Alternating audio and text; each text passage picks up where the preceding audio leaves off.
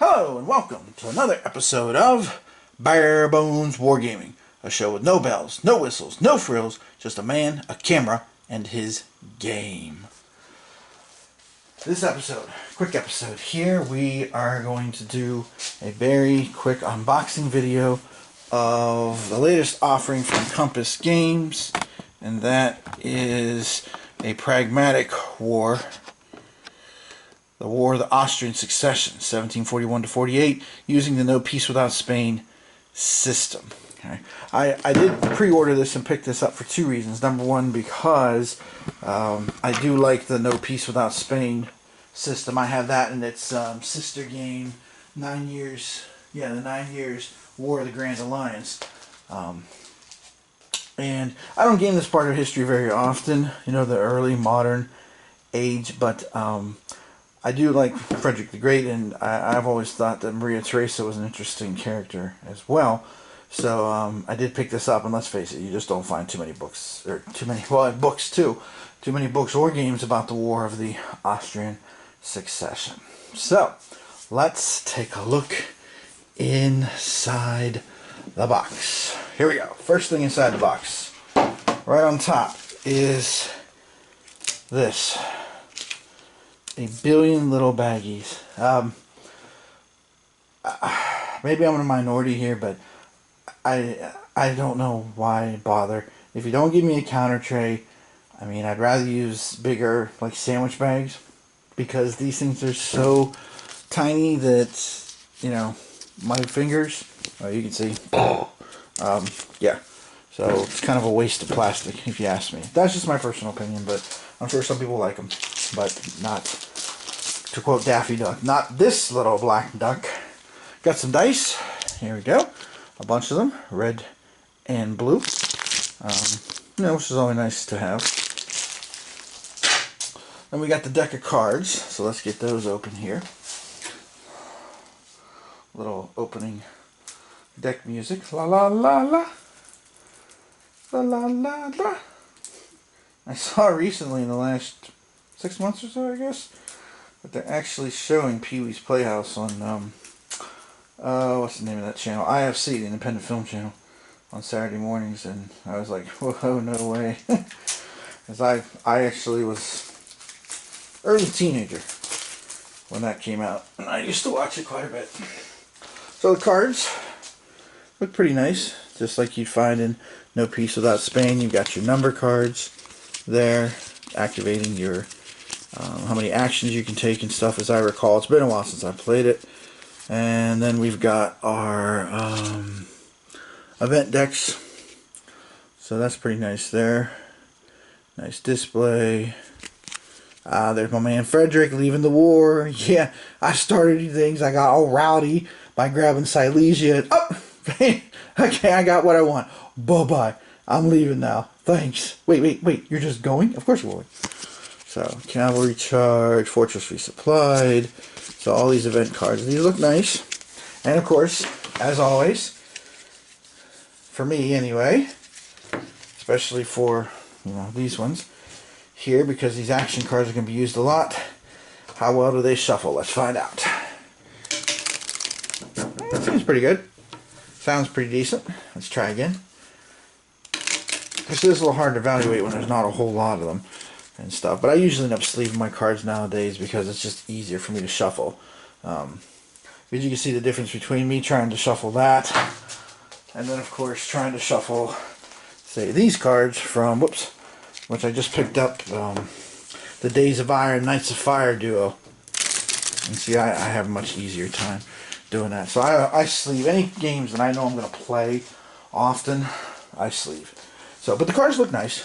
They look good. Rulebook. Typical, although they've kind of gone now to the glossier paper. They used to have more like the newspaper type. But if we take a look here, and let's go ahead and zoom in a little bit on the page. Yeah, see, this looks nice. Lots of color. Pretty well organized. Little diagrams is needed. I'm looking for examples here too. Let's see, talking about the cards. Stacking, nice little chart there about the stacking. Come on, just a little bit. Let's see. Got information about the powers, determining victory, sequence of play, event cards, resolving them, supply, C-zone control. That's interesting. Off the top of my head, but I guess there was a war going on overseas and stuff too. In that, so you got campaign phase, you got movement. Oh, I think this might have been our first real big. Let's take a look at this. Hold on.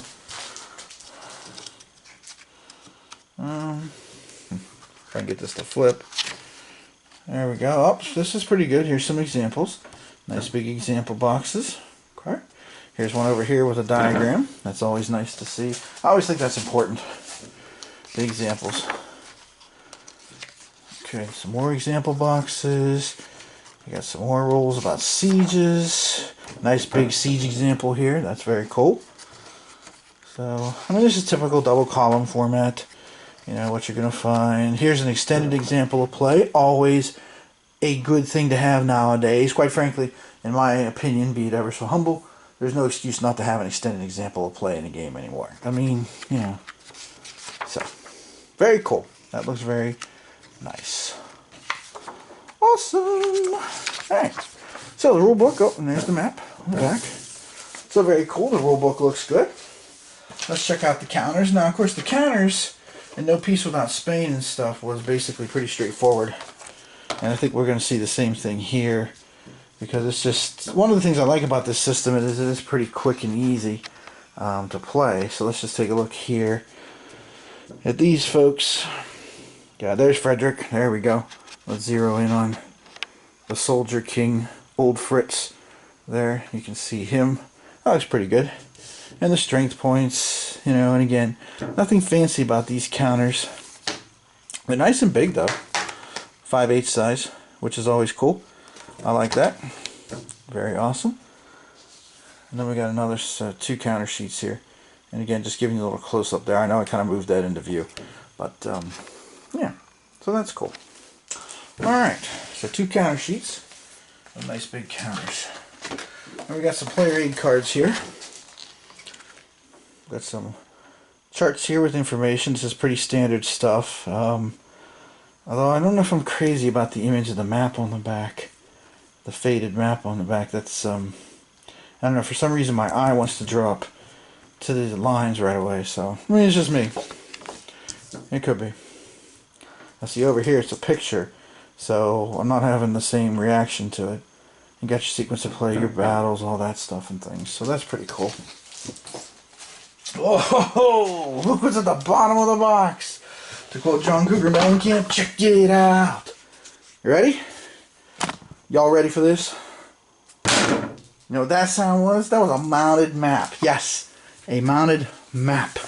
I think, let me think about this for a minute while I unfold this, but I do believe this is the first game I have from Compass Games that has a mounted map. I don't think, I'm running through my Compass Games here, but I don't think I have one that has a mounted map board. No. Everybody is paper. Wow. Wow. Very nice, though. And again, if you're familiar with No Peace Without Spain, you can see a lot of stuff here familiar. Just kind of go through. It's a point-to-point system. You got your fortresses, which was a big deal back then. You know, even over here, you got the Verdun, places like that. Munich down here, good old Bavaria, when Bavaria was Bavaria, so to speak. Okay. That's pretty nice. You got game record track over here on the one side. Through here. You got army spaces for both players. That's cool. So both sides of the board you've got that. Got your turn track too. Okay. Alright. Got your essential information on here too, like your stacking limits. And then connections, what it costs you to move around and stuff. So that's very cool. Alright. Very neat. And of course, naturally, myself, being, you know, the Frederick the Great fan I am, there's Silesia. So very cool there. which of course Frederick was after, and understandably so, as it turned out to be rich in natural resources. Okay, so there is my unboxing here of a Pragmatic War, the latest offering from Compass Games, which I hadn't been paying attention to my pre-orders from Compass Games, I gotta be honest. This kind of caught me by surprise. I got the email this morning, it's like, you know, your item's out for delivery. I'm like, really? Okay, interesting. So, there you have it. That's what's in the box. And again, to me anyway, the biggest surprise, surprise, surprise, surprise, is the mountain map. Okay, so, in a while, by a while I mean like probably a week, maybe a couple weeks to be honest, I'll be back again, maybe sooner, who knows, but I have played Bastones. I'll give my thoughts about that whenever I pull that out. And then I also, because I got a pretty positive reaction on Board Game Geek, I just played Triumph and Tragedy again, using the Totler Krieg Dice of Decision and morphing it over to it, transferring it, however you want to put it, cobbling it together. And I mentioned I have, you know, my own solo method for playing it, and folks seem to be very interested in that, so I'm probably going to go ahead and do a video of Triumph and Tragedy focusing on the solo method that I use, which I mean, it's nothing fancy, I'll be honest with y'all, but it does keep things pretty competitive. A lot of times using my own solo method, I've actually lost quite a few games. So, yeah, so I'm going to highlight that at some point here, too. And probably at some point, and I don't know exactly when, this game in front of us will also be on the agenda, but the mood doesn't strike me that often for this particular time period. So that could be, like, way, not even on the back burner. That's probably more like it's in the freezer, to be honest. So anyway, just Fast and Furious. There you go. The latest offering from Compass Games.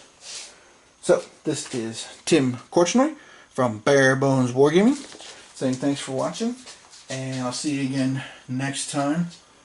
Again, either from the snowy roads of Bastones, or, more than likely, from the 1936 starting point of Triumph and Tragedy, where, you know, you might be like, what the? Because the last game I just played, the Ottoman Empire survived pretty well intact, so they had control most of the spaces in the Middle East, which of course did make the Western faction happy because they lost a lot of resources as a result.